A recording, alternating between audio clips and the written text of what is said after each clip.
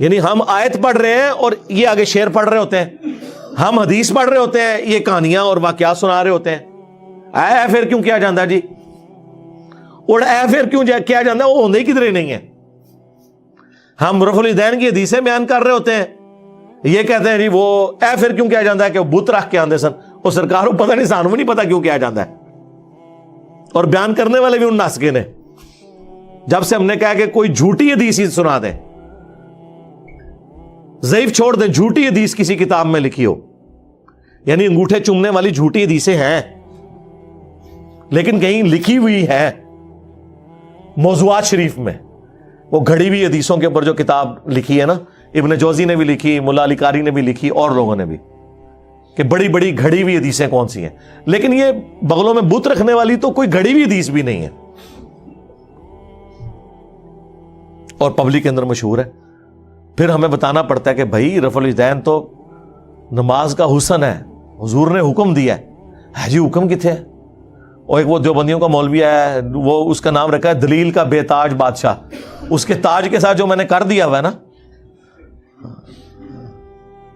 وہ کہتا ہے جی میں اتنے لاکھ انعام دوں گا کوئی رفع الیدین کا حکم دکھا دے۔ سرکار ہم انعام نہیں لیتے، آپ سے آپ کی آخرت کا سوال کرتے ہیں کہ توبہ کریں اپنے اس جھوٹ کے اوپر۔ ہم دکھاتے ہیں رفع الیدین کا حکم بخاری مسلم سے، لیکن پہلے آپ بات کو سمجھیں، یہ ایک مقدمہ ہے۔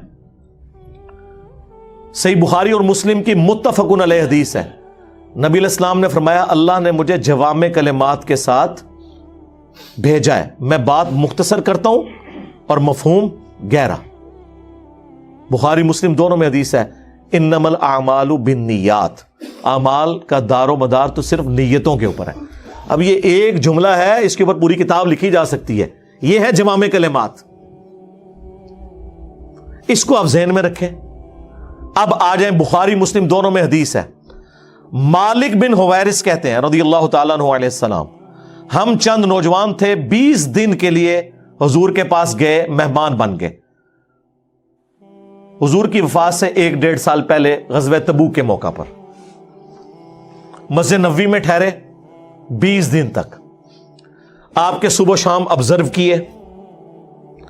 جب حضور نے دیکھا نا کہ اب ہمیں گھر کی یاد ستا رہی ہے، تو اچھے ٹیچر کی یہی نشانی ہے کہ اس سے پہلے کہ کوئی اکتا جائے خود ہی اسے بھیج دیا جائے۔ آج تو آپ کہتے ہیں نا حضور میں آپ کے زمانے میں ہوتا تو ہر وقت آپ کو وضو کرواتا رہتا، ایسا نہیں ہوتا، دنیا میں ایسے نہیں معاملات چلتے۔ تو وہ کہتے ہیں ہمیں اپنے ماں باپ یاد آنا شروع ہو گئے، تو حضور نے جب یہ دیکھا نا کہ اب یہ ان کا انٹرسٹ لوز ہو رہا ہے، تو آپ نے کہا کہ سب کو اکٹھا کر کے کہا کہ اب اپنے گاؤں ایریا میں واپس چلے جاؤ، جب جانا تو جب نماز کا ٹائم ہو تو تم نے مجھے 5 وقت نماز پڑھتے ہوئے دیکھا ہے، ان اوقات میں تم نے نماز پڑھنی ہے۔ ایک بندہ اذان دے گا جو زیادہ قرآن جانتا ہے اور عمر میں بھی بڑا ہو، وہ تمہاری امامت کروائے، اور صلو کما رأیتمونی اصلی، اور نماز تم نے ویسے پڑھنی ہے جس طرح مجھے تم نے نماز پڑھتے ہوئے دیکھا ہے۔ کلیئر ہو گیا؟ یہ جملہ آپ کسی انٹرنیشنل عدالت میں بھی لے جائیں تو وہ آپ کے علماء کی جہالت کے اوپر ہنسیں گے کہ اس کے بعد رسول اللہ کو یہ کہنے کی ضرورت ہے کہ جب نماز شروع کرنا تو ہاتھ کانوں تک اٹھانا، جب رکوع میں جانا تو ہاتھ کانوں تک اٹھانا، جب رکوع سے سر اٹھانا تو ہاتھ کانوں تک اٹھانا، سبحان ربی العظیم رکوع میں پڑھنا، سبحان ربی الاعلیٰ سجدے میں پڑھنا، فجر کے 2 فرض پڑھنا، زور کے، یہ سارا کچھ آپ کو کہنے کی ضرورت ہے جو لوگ 20 دن سے حضور کو دیکھ رہے ہیں۔ اس کے بعد صرف ایک ہماری ذمہ داری ہے کہ جس شخص کو حضور نے یہ کہا نا تم نے نماز ویسے اسٹیبلش کرنی ہے جس طرح مجھے تم نے دیکھا ہے، ہم اس شخص سے یہ بتا دیں کہ حضور کو نماز پڑھتے ہوئے اس نے کیسے دیکھا ہے، پھر کام ختم ہو گیا نا۔ رفع الیدین کا حکم آ جائے گا نا بیچ میں، جب آپ نے کہا تم نے نماز اس طرح پڑھنی ہے جس طرح مجھے پڑھتے ہوئے دیکھا، جوامع کلمات ہو گئے۔ تو سرکار مالک بن حویرث سے پوچھ لیں، بخاری مسلم دونوں میں موجود ہے کہ مالک بن حویرث رضی اللہ تعالیٰ عنہ کہتے ہیں کہ جب نبی علیہ السلام نماز شروع کرتے تو دونوں ہاتھ کانوں تک اٹھاتے، بخاری میں صرف ہے کہ اٹھاتے، مسلم میں ہے کانوں تک، اور بخاری میں عبداللہ بن عمر کی جو حدیث ہے اس میں ہے کندھوں تک، ہتھیلیاں کندھوں کی سیدھ میں، انگلیاں کانوں کی سیدھ میں، یا یوں بھی اٹھا سکتے ہیں، کانوں تک اٹھاتے، اور رکوع میں جاتے وقت کانوں تک اٹھاتے، اور رکوع سے سر اٹھاتے تو کانوں تک اٹھاتے۔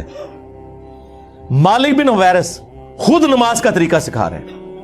بلکہ بخاری میں الفاظ ہیں، وہ کہتے ہیں نماز کا میرا ارادہ نہیں تھا، میں تمہیں نماز سکھانے کے لیے بتا رہا ہوں کہ میں نے نبی الاسلام کو اس طرح نماز پڑھتے ہوئے دیکھا ہے رفع الیدین کے ساتھ. اور ایون بخاری میں جلسہ استراحت آیا ہے کہ مالک بن حویرث پہلی اور تیسری رکعت میں اس وقت تک نہیں کھڑے ہوتے تھے دوسری اور چوتھی رکعت کے لیے جب تک بیٹھ نہ جائیں دوسرا سجدہ کر کے بھی. ویسے تو الگ سے بھی بخاری میں حکم ہے.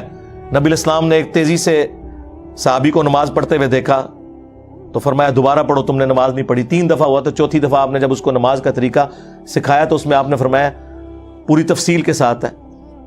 جب آپ سجدے پہ پہنچے فرمایا پہلا سجدہ کرو پھر سکون سے بیٹھ جاؤ، پھر دوسرا سجدہ کرو پھر سکون سے بیٹھو اور پھر اگلی رکعت کے لیے کھڑے ہو. اس میں جلسہ استراحت کا ذکر موجود ہے. مالک بن حویرث کہتے ہیں میرا ارادہ نہیں تھا، میں صرف نماز سکھانے کے لیے تمہیں بتا رہا ہوں. اور مالک بن حویرث وہ ہیں جو حضور کی وفات سے 1-1.5 سال پہلے مسلمان ہوئے ہیں. اور آپ کو دیوبندی بریلوی حنفی یہ کہانی کرا رہے ہیں جی مکے میں رفع الیدین ہوتا تھا، مدینے میں منع ہو گیا. اور رفع الیدین کے جتنے راوی ہیں نا میجورٹی وہ ہیں جو فتح مکہ کے بعد مسلمان ہوئے ہیں. ہجرت مدینہ نہیں، فتح مکہ کے بعد 8 ہجری کے بعد. وائل بن حجر کی حدیث ہے مسلم شریف میں، ابو داؤد میں. بلکہ وائل بن حجر تو پھر 1 سال بعد ابو داؤد میں سنن نسائی میں آئے کہ دوبارہ آئے. وہ کہتے ہیں میں نے سردیوں میں دیکھا کہ صحابہ کرام چادروں کے اندر سے رفع الیدین کر رہے ہوتے تھے. اس سے یہ بھی مسئلہ پتہ چل گیا کہ چادر کے لیے ہاتھ باہر نکالنے کی ضرورت نہیں، اندر سے بھی رفع الیدین ہو سکتا ہے. 8 ہجری میں بندہ مسلمان ہو رہا ہے، 9 ہجری میں وہ دوبارہ سردیوں کے موسم میں حضور کی نماز دیکھنے کے لیے آیا مدینہ شریف اور رفع الیدین سے پڑھتے ہوئے دیکھ رہا ہے. تو مسوخ کس ٹائم ہوا ہے؟